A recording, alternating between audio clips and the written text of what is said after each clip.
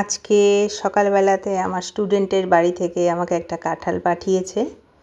একদম গাছ থেকে পেড়ে সাথে সাথে টাটকা কাঁঠাল। ভাবলাম কি একটা বানানো যায় এটা দিয়ে, যেটা খুব ইউনিক রেসিপিটা হবে। আমি অনেক দিন আগে বিহারের খুব স্পেশাল ডিশ চম্পারন কাঁঠাল একটা ভিডিওতে দেখেছিলাম। আজকে আমি ওটার থেকে ইন্সপায়ার হয়ে একটু আমার মতন করে বানাচ্ছি।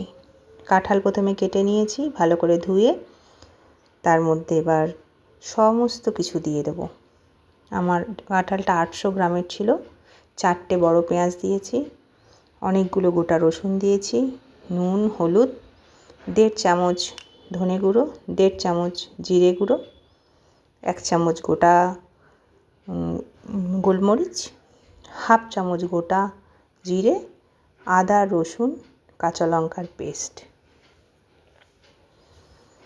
সর্ষের তেলও দিয়ে দেবো আমি। এখানে 3 চামচ সর্ষের তেল দিয়েছি। ভালো করে আমি এটা মেখে নিচ্ছি। এবার আমি এটা ঢাকা দিয়ে 1 ঘন্টা ছেড়ে দেব। 1 ঘন্টা পর ঢাকনাটা খুললে, যেহেতু আমি নুন দিয়েছিলাম, একটু তো জল জল হয়েছে। এবার আমি কুকারের মধ্যে এটা নিয়ে নেব। এই যে কাঁঠালটা আমি কুকারেতে নিয়ে নেবার পর থালাটাতে একটু জল দিয়ে আমি মশলাটা যে লেগে থাকবে সেটা নিয়ে নেব, আর ওইটুকুনি জলই এই রান্নাটাতে পড়বে। এবার আমি কুকারটা বন্ধ করে 4টে সিটি দিয়ে দেব। আমার কুকারে কাঁঠাল সেদ্ধ হতে 4টে সিটি লাগে। আপনার কুকারে যটা লাগে ততটাই দেবেন। খুব বেশি একদম গলিয়ে দেবেন না। এই কাঁঠালটা খুব বেশি গলবেও না, আবার খুব সুন্দর একটা সেদ্ধ হয়ে যাবে, বেশ ভালো লাগবে খেতে। এবার আমি কুকারটা বসিয়ে দিচ্ছি। সর্ষের তেল আমি 3-4 চামচই দিয়েছিলাম, আর লাগবে না তেল এটাতে।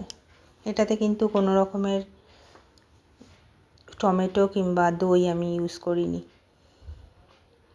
4টে সিটি দেওয়ার পর আমি কুকারটা খুলে এবার কিন্তু হালকা স্টিমেতে আমি কমসে কম 7 থেকে 8 মিনিট আমি এটা রান্না করব। আর এখানে আমি কিছু মশলা অ্যাড করব, যেমন একটু ঘি, 1 চামচ ঘি, আর আমার হাতে তৈরি করা গরম মশলা। যেই গরম মশলাটার মধ্যে এলাচি, দারচিনি, লং, জায়ফল, তারপরে জয়িত্রী, সমস্ত কিছু দেওয়া আছে। হাতে তৈরি গরম মশলাটা দিয়ে দেবো, দিয়ে একটুখানি ফুটিয়ে আমি কুকারটা বন্ধ করে দেব। তারপর আমি এটা কাঁঠালটার প্লেটিং করব। ভীষণ ভালো হয়। আর কাঁঠাল মানেই তো সেদ্ধ করা আবার ভাজা, একটা লং প্রসেস থাকে। এটা ভীষণ কম সময়ে রান্নাটা হয়ে যায়, আর খেতে সত্যি ভালো লাগে। গরম ভাতের সাথে, পোলাওয়ের সাথে, সবার সাথেই এটা ভালো লাগবে। আমি এবারে কাঁঠালটা সার্ভিং বোলে নিয়ে নিচ্ছি, আর একটু নিজের মতন করে রিং, অনিয়ন, একটু ধনেপাতা সব দিয়ে সাজাবো, শুধুমাত্র দেখতে ভালো লাগার জন্যে। এটা ভীষণ ভালো টেস্ট হয়। গোটা গোটা গোলমরিচ দেওয়া আছে, মুখে পড়লে দারুণ লাগে। আমার মতন করে, এখন তো কাঁঠালের সিজন, কাঁঠাল তো খুব পাওয়া যাবে। আমার মতন করে একবার নিশ্চয়ই বানাবেন, সবার খেয়ে ভালো লাগবে। ভীষণ ভালো হয়েছিল তরকারিটা। আমি এবার একটু নিজের মতন করে সাজিয়ে নিই।